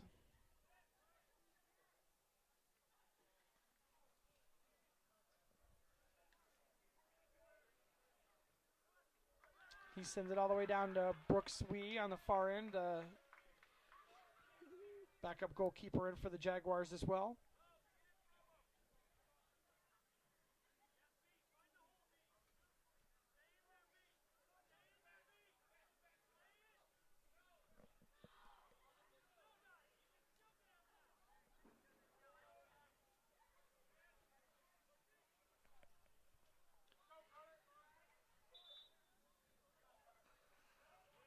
Got a handball called. Jaguars defensive zone. It'll be a free kick for the Rams. About 45 yards out from the goal here. This could be a good opportunity for the Rams to capitalize on. Nice little set piece. If they drive that ball in hard, can get an opportunity for them to get something in the back of the net. Ooh. Great save by Brooks Wee. Seemed like two players there from Southeast Polk were left unmarked, and that's definitely something the defense has to get worked out. Kind of one of your worst fears as a goalkeeper, right? To have two unmarked players, and then he did really go up strong for that ball, and was able to win that ball out of the air, and took a hit for his troubles on the way down as well. Yeah, and that's where the back line's got to make sure to communicate and track the players running in. Looks like we'll have a corner kick for the Jaguars. Corner kick is a good time to remind you about summer camps, tryouts, and fall programs with Iowa Rush. Check out their website at iowarush.com. They've been taking a lot of these short here as the Knights kind of winded down here. Glad I got my advertisement in here this time instead of leading it right into a goal. And once again, take it short from Gonzalez to Duax. Duax takes it out to the top of the box. Send it over to one of the center backs who's playing way up right now. Back over to Lucas Common. Brody Haley with a few touches, gives up the ball.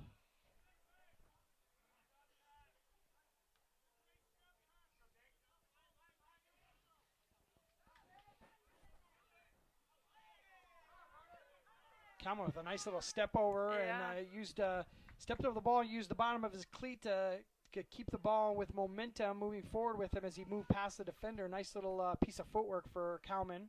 Absolutely, and that's what my team calls a counterattack kill. When you have a corner kick and then the other team starts to come out at you, you only have two people back, and you have to work really hard to make sure to delay and even possibly win the ball back so that they're not coming at you with numbers up. Yeah, because there could potentially be a lot of momentum on that counterattack for sure when all the offensive players are down there trying to get that goal scored for sure. Absolutely. Looks like we're going to get another corner kick. Already setting up to take this one short. Gonzalez grabbing the ball out there. He puts it down, puts it right back into play. Sends the ball into the box. Headed to the side and rolls out of bounds. It'll be a throw-in for the Jaguars.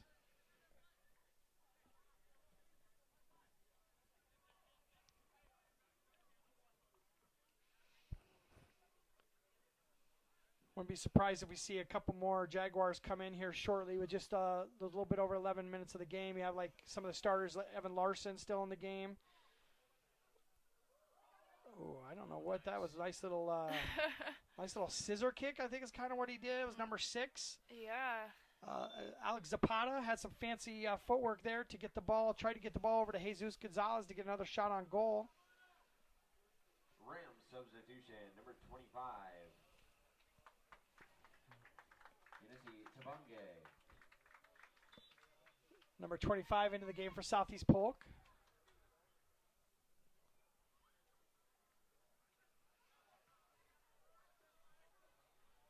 Yeah, a couple other players out there. Duax is still out there on the field.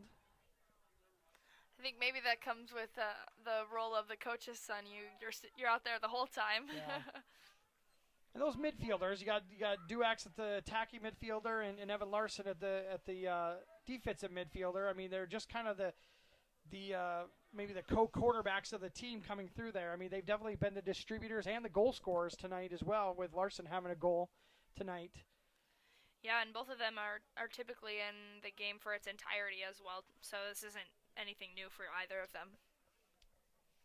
Nice shot from 13. Good hold by the Southeast Polk goalkeeper. Brandon Thiele just teed it up and tried to put it into the left corner of the goal, but the goalkeeper was ready and waiting for it. He sends it long. Down to Ike Henry. Ike Henry chasing the ball down. He's got some speed down there for sure. Nice little move to beat his defender. Sends the ball in. Great opportunity for the Rams. Absolutely. That might have been their best opportunity all game. I think so as well. Yeah, here we go on the counterattack. It's 4-on-3, sends it into number 12. Way offsides. Offsides. Way offsides. Parker Lundberg, his eyes got wide, and the thoughts of glory of scoring a goal in a sub-state match definitely were tingling in his eyes. Just got a little too excited and got a little bit forward of the pass. Would have been an excellent opportunity for him to take a shot on goal. Absolutely.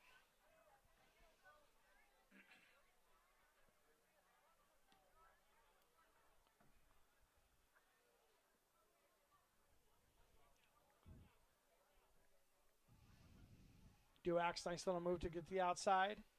Sends it in deep. It's a 2-on-1 in there with the goalkeeper. Goalkeeper's right in a good position to be able to grab that one and send it right out quickly. It seems like the boys have been resorting to playing long a lot, and I think maybe if they would do more give and goes and play shorter balls, that might be more successful now, considering they're up 6 goals. Because there are definitely openings there. They just Yeah. have to find them rather than shooting that long ball in there and trying to Absolutely. outrun the other team. Absolutely, and then they're running their own players out too, unnecessarily.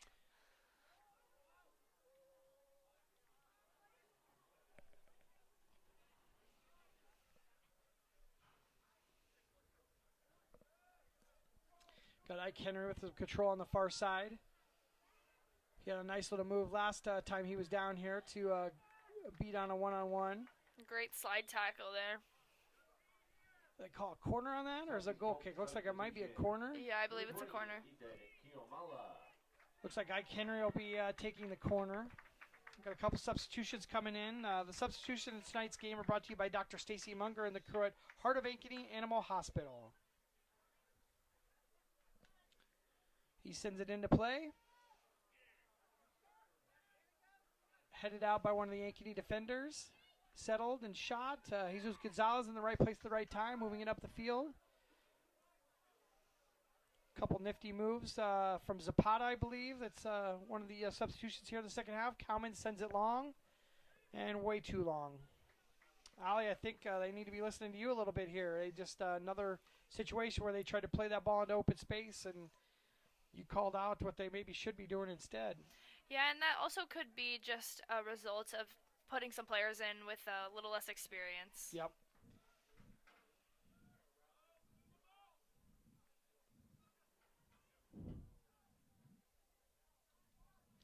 And you figure at the very least it's kind of a time waster as well, sending the ball down long. I mean, there's no better place for it to be than the defensive zone for the Rams. Even when you're ahead 6-0, a little try for a give and go. Lundberg was able to nutmeg his defender and send it over to Cowman, sends it into the middle. Oh. Great opportunity. Duax just missed on a header, and then Gonzalez took a shot, and it went off at Duax as he screamed by and was defended by one of our own defenders. But the Jags are able to reset. Could have been a dynamite play for either one of them if we would have connected cleanly and gotten that into the back of the goal. Yes, it was the absolutely amazing cross. And that was Cowman once again getting in deep and getting that opportunity for both Duax and Gonzalez.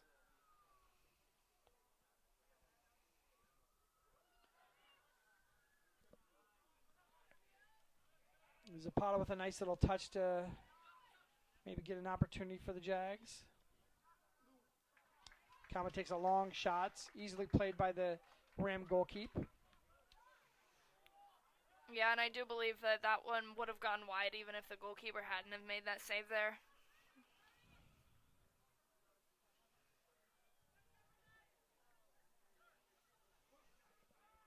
Now, is that a difficult decision to make in a moment like that, or whether to let one go or to try to defend one and keep it in play like that? Yeah, it's definitely difficult, but once you know your angles and you know your positioning at the goal, it's kind of just muscle memory, and sometimes once you get going on the movement, it's hard to stop. Yep.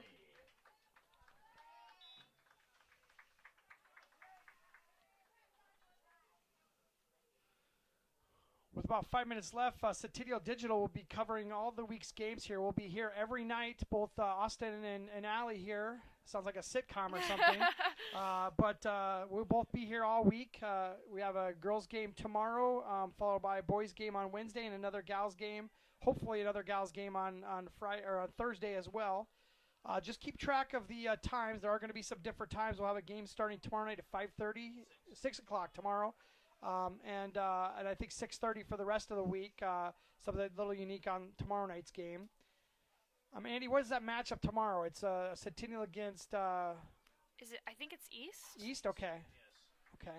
I don't think that's a team they played so far this season. So they did. They did last week. Okay. And then I know if they advance, they play. I think it's the winner of Johnson and Urbandale. Okay. Yeah, Johnson, I think, has played, has had a tough record, but has played almost everybody in the state. Those top 5 teams have played them. I know they played Ankeny into overtime, into penalty kicks. They played Centennial into overtime, yep, I believe. Yep, I believe that is right as well. I think we were covering the Jaguar Johnston boys game here that night as well when that happened. Nice little give and go. Lundberg with some nice moves in the inside. Had 2 defenders on him. They're able to play the ball out of bounds. It'll be a throw-in for the Jaguars.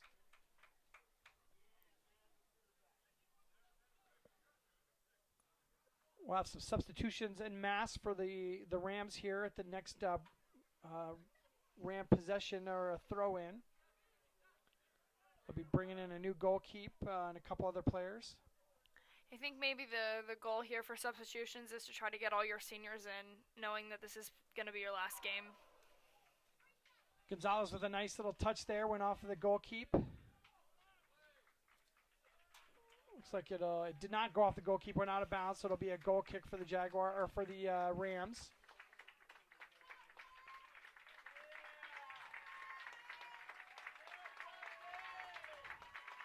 Several of the Rams starters are leaving the game to rounds of applause from the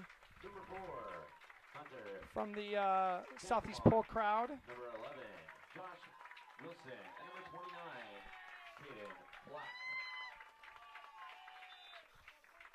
It's always bittersweet to be in a game like this where you know that's going to be one of the last times maybe that you're coming off the field. Yeah, it definitely makes me sad out here watching. Yeah, you look at Ike Henry, number 13 is a senior. Number 25, Tabanga, is a senior as well. It looked like he just pulled out all 3 seniors.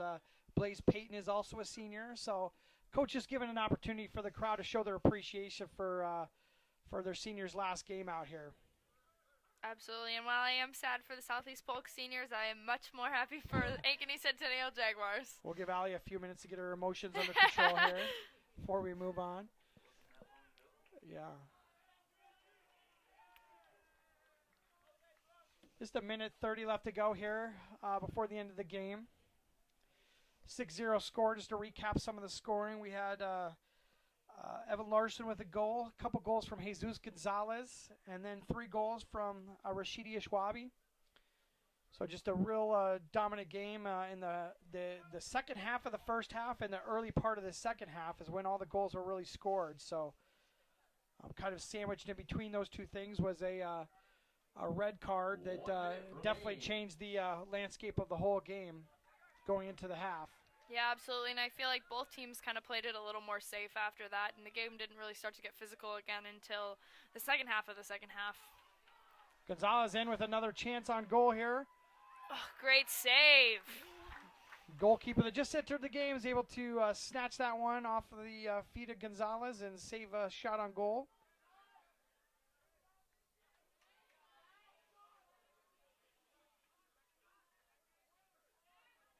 Gonzalez racing to get back on side so they could go back into the offensive zone. 20 seconds left to go in the game. Zapata with a touch. The Rams take it out of bounds. They kick that ball into the stands. I think this will be one of the last plays of the game with just 10 seconds left to go. 9, 8, 7, 6, 5, 4, 3, 2, 1. That's the end of this game. That's a sub-state semifinal for the Jaguars, 6-0 win. We'll be back in a few minutes after some words from our sponsors.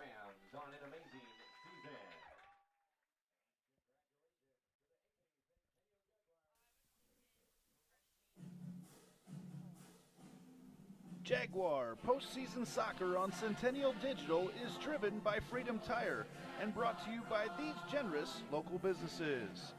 Nick Fitness, Kristen Geiger with Remax Precision, Wilson Toyota, Weichert Realtors, the 515 Agency, Gershman Mortgage, Lane Family Wealth Management, Sinorama Ankeny, Wendy Thompson, an affiliate of Humble Travel, Springer Floor Care, Sonny's Pizza Bistro, Lamberti Goki Lucci Law, Hearts of Ankeny Animal Hospital, Cabaret Sports Bar and Grill, the Iowa Rush Soccer Club, Ted Sandine Photography, the Ankeny Real Estate Group, U.S. Cellular, Made in the Shade, Wheeze Tees, the Edward Jones Office of Kent Patterson, and Lincoln Savings Bank, member FDIC.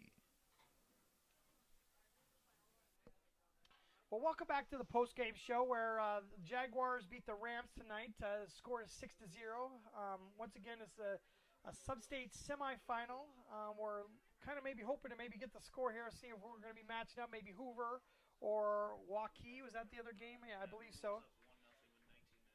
It was what, 1-0 for Hoover with 19 minutes left to go. So we'll be waiting to find out the final of that game to see who the next opponent is, which is going to be Wednesday. But watching a game and tracking stats can be difficult. That's why we've got a full team here doing it for us. Let Lane Family Wealth Management track your retirement stats so you can enjoy the game of life. Contact Lane Family Wealth Management at 515-322-7971 and set up your free retirement consultation today. So Allie, we're here at the end here. We got the Lamberti Goki Lucci Law player of the game, and we had Gonzalez with 2 goals. We had a goal from Evan Larson, but those 3 goals from Ashwabi, I think, kind of puts us in a good spot to name that player of the game. Who do you think? I think it's Rashidi. Yeah, so he had those 3 goals and really just broke the game open. Just really pretty goals, too, as well, Ali. I think just putting the goalie to really disadvantage when he got in there close. Yeah, absolutely. He definitely just dominated out there. So thanks for watching tonight. Again, the final score was 6-0 for the Jaguars. Our next production for Centennial Digital, driven by Freedom Tire, will be tomorrow night with a 6 o'clock start. It'll be the Lady Jags taking the field. If you can make it out, we'll see you there. And if you can't, as always, you can catch all the home games right here or on the Central Iowa Sports Network YouTube channel. I'm Austin Oliver, and I'm here with Allie Jumper, and we're signing off for the night. Thanks a lot.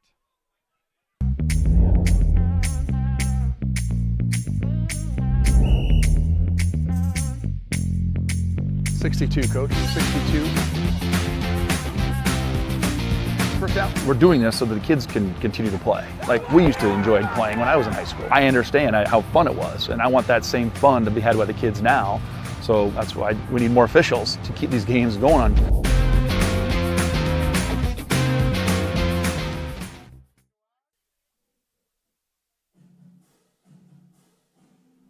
Jaguar postseason soccer on Centennial Digital is driven by Freedom Tire and brought to you by these generous local businesses: Nick Jarash Fitness, Kristen Geiger with Remax Precision, Wilson Toyota, Weichert Realtors, the 515 Agency, Gershman Mortgage, Lane Family Wealth Management, Sinorama Ankeny, Wendy Thompson, an affiliate of Humble Travel, Springer Floor Care, Sonny's Pizza Bistro, Lamberti Goki Lucci Law, Hearts of Ankeny Animal Hospital, Cabaret Sports Bar and Grill, the Iowa Rush Soccer Club, Ted Sandine Photography, the Ankeny Real Estate Group, U.S. Cellular, Made in the Shade, Wheeze Tees, the Edward Jones Office of Kent Patterson, and Lincoln Savings Bank member FDIC.